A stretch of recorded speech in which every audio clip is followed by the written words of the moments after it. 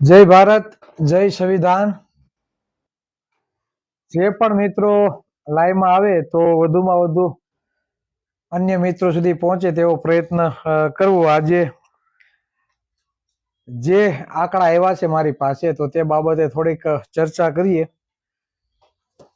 દિલ્હીમાં જે આંદોલન થાય છે તે બાબતે ઘણા બધા ચર્ચાઓ કરે છે, પણ આ ઘરમાં જ ઠેકાણા નથી.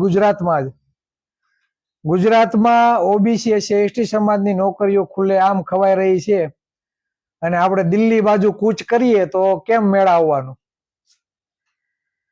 જોવાની ખૂબી એ છે કે વારંવાર જેટલી પણ ભરતીઓ થાય છે, આ ભરતીઓમાં કોળી ઠાકોર, આહિર, ભરવાડ હોય, હુતાર, મિસ્ત્રી, દરજી, સથવારા, દેવી પૂજક, એસટી સમાજના વિદ્યાર્થીઓની ખુલ્લે આમ નોકરીઓ ખવાઈ રહી છે, અને ઘણા લોકોની નજર કઈ બાજુ છે? દિલ્હી બાજુ. પણ અહીંયા ગુજરાતમાં જ તમારી મેથી મરાઈ રહી છે, તમારી નોકરીઓ ખવાઈ રહી છે, છતાં એ બાબતે કોઈની નજર જતી નથી.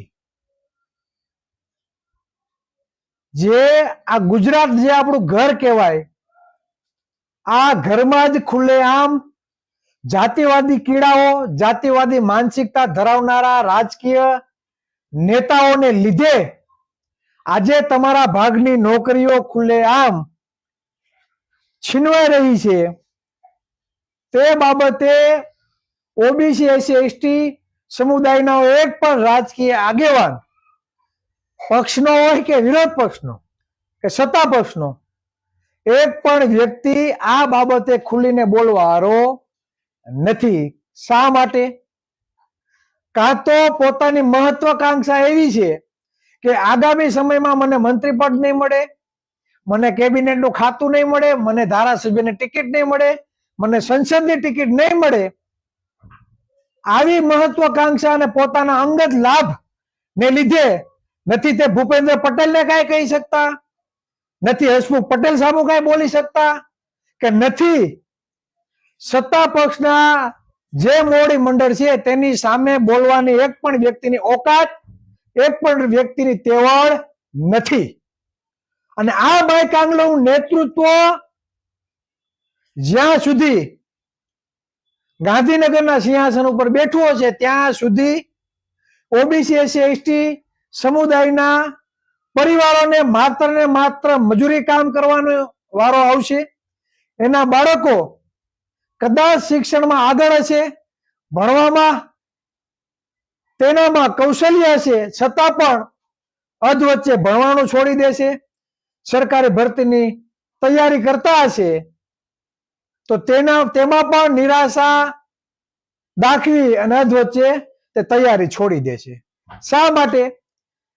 કેમ કે આપણા ભાગની જે સરકારી નોકરી આપણે મળવી જોઈએ તે મળતી નથી. કેના લીધે નથી મળતી? કેમ કે એવા અક્કલમઠા, એવા તાણી કાઢલના અને એવા તણપાઓને વિધાનસભામાં કે સંસદમાં મોકલી દીધા છે, તેને લીધે તમારી નોકરી ખુલ્લેઆમ ખવાઈ રહી છે. ઘણા લોકોને મારા શબ્દ કડવા લાગતા હશે, પણ સાચું છે, બોલવું તો પડશે.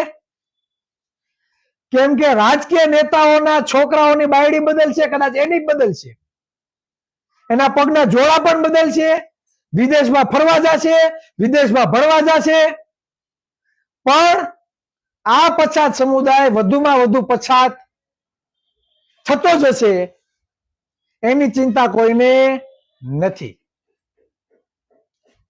આજ વાસ્તવિકતા છે, આજ કડવું સત્ય છે. આજે નહીં તો કાલે સ્વીકારવું પડશે, સ્વીકારવું પડશે અને સ્વીકારવું પડશે. તમારા વિસ્તારના એક પણ ધારાસભ્યએ આ બાબતે ક્યારેય ખુલીને ચર્ચા કરી નહીં હોય. વિદ્યાર્થી સન્માન સમારોહના કાર્યક્રમો કરશે, મેડલો આપશે, હાર તોરા કરશે, પણ તમારા બાળકોની નોકરીઓ ક્યાં ખવાઈ જાય છે, તમારા ભાગની નોકરીઓ કોણ લઈ જાય છે, તે બાબતે એક પણ ખુલીને ચર્ચા કરશે નહીં. શા માટે? કેમ કે વિધાનસભા કે સંસદ સભા લડવામાં 15 કરોડ 20 કરોડ 30 કરોડ 50 કરોડ વાપરા હોય તો એ પેલા વાપરેલા એના કરોડો ભેગા કરશે કે તમારા માટે અવાજ ઉઠાવશે? શું કરશે? તો પેલા એને જે વાપરા હોય એ ભેગા કરે ને. નહીં વાપરેલા ભેગા કરવા હોય તો સત્તા પક્ષની હાજી હજુરી કરવી પડે. એમ કે ઊંચી મુંડી કરો તો ઊંચી મુંડી કરવાની, એમ કે આંગળી અધ્ધર કરો તો આંગળી અધ્ધર કરવી પડે. બાકી તમારા દીકરા દીકરીની નોકરીઓ ખુલ્લે આમ ખવાઈ જાય તો એને કઈ પડી નથી. કેમ કે એના બાળકોને નોકરીની જરૂર નથી. એ પોતે આર્થિક રીતે સદ્ધર છે, એના બાળકોને વિદેશમાં ભણવા મોકલવા છે તો પણ તે મોકલી શકશે. હું જે બોલું એ જેના માપની પાઘડી હોય એને જ ઓઢવાનું છે, મારું મારું કઈ ઓઢવાનું નથી. જેના માપની પાઘડી છે એને જ ઓઢવાનું, મારું મારું કરીને ઓઢવાનું નથી. અને ઓઢવું હોય તો છૂટશે. મેં પેલા પણ કીધું હતું ને અત્યારે પણ કહું છું, આયા અમારા ખાનદાનમાં કોઈને રાજા રજવાડા હતા નહીં, અને અત્યારે પણ સિંહાસન નથી કે કરોડોની પ્રોપર્ટી નથી. એટલે અહીંયા ગુમાવવાનું કઈ છે નહીં. નથી 2 નંબરના ધંધા કરતા, નથી કોઈ જાતનું વ્યસન. એટલે અહીંયા કઈ ગુમાવવાનું છે નહીં. સમાજની પીડા છે, પછાત સમુદાયની પીડા છે, એટલે રજૂઆત કરીએ છીએ. તમે અવાજ નથી ઉઠાવતા એટલે અમારે ઉઠાવવો પડે. એટલે અમારી સાથે સંબંધ રાખશો તો મજા આવશે. બાકી અહીંયા કઈ ગુમાવવાનું છે નહીં. અહીંયા તો જે આવી પ્રસાદ છે. બાકી તમારું ધોરું ન થઈ જાય એનું ધ્યાન રાખવું. કેમ કે અડધા રાહ જોઈને બેઠા હોય કે ચિરાગભાઈ ક્યારે ચીપટીમાં આવે અને ચિરાગભાઈને ક્યારે ફિટ કરીએ. શરમ આવી જોઈએ, શરમ. આ એક નોકરી નહીં, વારંવાર નોકરીઓ ખવાઈ રહી છે. બુદ્ધિનો સાટો હોય તો સમાજ માટે બોલવું પડે, લડવું પડે. હસમુખ પટેલ, ભૂપેન્દ્ર પટેલ, બરાબર, આ કોઈ હાવી દીપડા નથી. હરસંઘવી હોય કે ભાજપનો પ્રદેશ અધ્યક્ષ હોય, આ નોકરીઓ ખવાય છે. ખુલ્લે આમ આપણે ટેક્સ ચૂકવીએ છીએ, આપણા ટેક્સના પૈસા સરકાર ચાલે છે, અને આપણી જ મેથી મારવાની નોકરીઓ ખાઈ ખાઈ.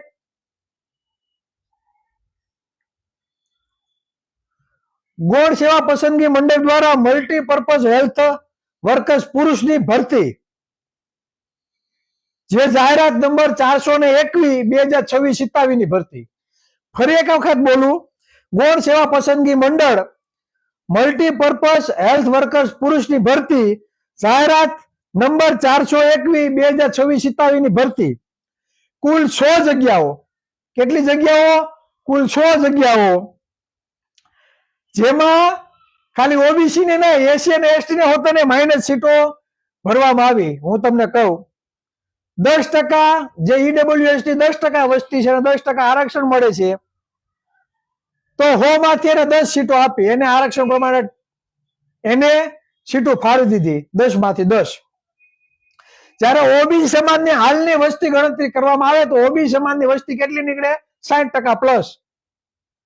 ઓબીસી સમાજની વસ્તી 60% પ્લસ નીકળે. આપે છે કેટલું? 27%. તો 27 ના 60% આપને મળે એ બાબતે પણ લડત કોઈને લડવી નથી. ઘર ભરવા છે, પણ આપણા બાળકોની નોકરીમાં વધારો થાય એના માટે કોઈને લડવું નથી. આપને આવે છે 27%. આ એક માત્ર કોળી ઠાકોરની વાત નથી. આયર, ભરવાડ, હુઈ, હુતર, રબારી, મિસ્ત્રી, જેટલા પણ માલધારી છે, ઓબીસી સમાજમાં 146 જ્ઞાતિ આવે છે, બધા આવીએ આમાં. દેવી પૂજક, દરજી, સથવારા, સુથાર, લુહાર બધા આવે, ચૌધરી. 146 જ્ઞાતિ જેને 60% પ્લસ વસ્તી આપણે ધરાવીએ છીએ, છતાં આપને આરક્ષણ આપે છે 27%. જયારે 10% જેની વસ્તી છે 10% આપે છે. તો 27% લેખે ભરતી થતી નથી. કુલ જગ્યાઓ છે તો આપણે સીટ કેટલી ફાળવવી જોઈએ? 27 સીટો ફાળવવી જોઈએ. ભૈરી કેટલી ખબર? માત્ર 22. 5 સીટો ખાઈ ગયા. 22 માંથી 5 સીટો ખાઈ ગયા. હવે આ 5 સીટો કોઈ ભરવાડનો દીકરો લઈ ગયો છે, કોઈ રબારીનો રહી ગયો છે, કોઈ આહિર સમાજમાંથી રહી ગયો છે, કોઈ કોળી ઠાકોરમાંથી, કોળી પટેલમાંથી, દરજી, હુઈ, હુતાર, મિસ્ત્રી, દેવી પૂજક, સથવારા, આ 146 જ્ઞાતિ આવે છે, એમાંથી કોઈ બી વ્યક્તિ હશે એને આ 5 સીટો ગઈ છે, એટલે એને આ નુકસાન. એસટી સમાજની 15% વસ્તી છે અને 15% આરક્ષણ મળે છે. કેટલી જગ્યાઓ પડી ખબર? માત્ર 6-9 સીટો ખાઈ ગયા. આદિવાસી સમુદાયની 15% વસ્તી છે, 15% આરક્ષણ મળે છે અને કેટલી સીટો ભરી? કોઈ 15 આવી જોઈએ, 6 ભરી, 9 સીટો ખવાઈ ગઈ. આ જ રીતે જ્યારે દલિત સમાજની 60% વસ્તી છે, તો 60% લેખે એની 7 સીટો ભાગમાં આવે. ભરી કેટલી? માત્ર 4, 3 ખવાઈ ગઈ. આ વાસ્તવિકતા છે. બંધારણ એવું કે દરેકને સમાનતા મળવી જોઈએ, જેની જેટલી વસ્તી એટલોનો બધી જગ્યાએ અધિકાર હોવો જોઈએ. જેના મત નથી એ ધારાસભ્ય બનીને બેઠા છે, ગૃહમંત્રી બનીને બેઠા છે, શિક્ષણ મંત્રી બનીને બેઠા છે, ગૌણ સેવા આયોગ પસંદગીના ચેરમેન થઈને બેઠા છે. અને જ્યારે સૌથી વધારે વસ્તી ધરાવનાર ઓબીસી સમાજ અને ખાસ કરીને કોળી ઠાકોર સમુદાયના નેતાઓ કઈ હાલતમાં જીવે છે તો અમને ખબર છે. કઈ નહીં હકીએ પણ અમને ખબર છે કઈ હાલતમાં જીવે છે. આ વાસ્તવિકતા હતી, આ સત્યતા હતી. એટલે વાસ્તવિક રીતે ગામે ગામ સમાજ જાગૃત નહીં થાય ત્યાં સુધી કોઈ જાતનું પરિવર્તન આવવાનું નથી. ધ્યાન દિલ્હી આપવાનું નથી, ધ્યાન ગુજરાતમાં આપો. ધ્યાન દિલ્હી આપવાની જરૂર નથી, ધ્યાન ગુજરાતમાં આપો. આ તો મેં તમને એક જ નોકરીની વાત કરી. આગામી દિવસોમાં 10-15 દિવસમાં આપણું એક પુસ્તક અમારા સાથી મિત્રો દ્વારા એક પુસ્તક તૈયાર કરી અને એનું લોન્ચ કરવા જઈ રહ્યા છે, જે આપણું હથિયાર બનશે. આગામી દિવસોમાં ઓબીસી એસસી સમુદાયની અત્યાર સુધીમાં કેટલી કેટલી નોકરીઓ ખવાણી છે તે બાબતનું પુસ્તક ટૂંક સમયમાં જ લોન્ચ કરવા અમે જઈ રહ્યા છે. અને આ પુસ્તકમાં કેટલી નોકરીઓ આપણે ખવાઈ રહી છે તેના ચોક્કસ આંકડા આપણે જાહેર કરશું. પછી તમને ખબર પડશે કે અત્યાર લગી રાજનીતિમાં તમારો કઈ રીતે ઉપયોગ થયો છે. અન્ય લોકો રાજનીતિને બિઝનેસ તરીકે જોવે છે. મુખ્યમંત્રી જ્યાં તિકમ મારે ને ત્યાંના ટ્રસ્ટની જમીનના નામે થઈ જાય છે. અને આપણે જમીનો માટે હજી વલખા મારીએ કે અમને આપો ને, અમને આપો ને. કોઈ ભાવ પૂછવાવાળું નથી. એટલે સમજો, બાબા સાહેબ આંબેડકરે એવું કીધું કે જાઓ अपनी दीवारों पे लिख दो कि तुम इस देश के शासक हो. તો સૌથી વધારે મત કોના છે? દલિત સમાજના છે. બાબા સાહેબ આંબેડકર નું નામ આવે એટલે એમ કે આ તો માત્ર દલિત નો નેતા. તો દલિતની વસ્તી 60% જ છે. 75% વસ્તી તો ખાલી કોળી ઠાકોરની છે.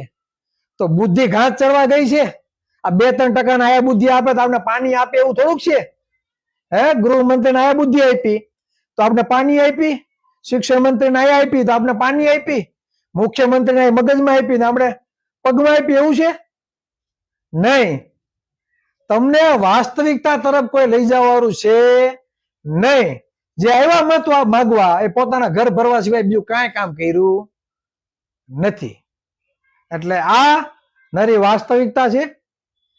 આ બાબતે કોઈને પણ કઈ મંતવ્ય આપવું હોય તો કોમેન્ટ દ્વારા જણાવજો. અને આપણા છેવાડાના વ્યક્તિ સુધી આ વાત પહોંચે તેવો તમારે પ્રયત્ન કરવો. જય સંવિધાન, જય ભારત.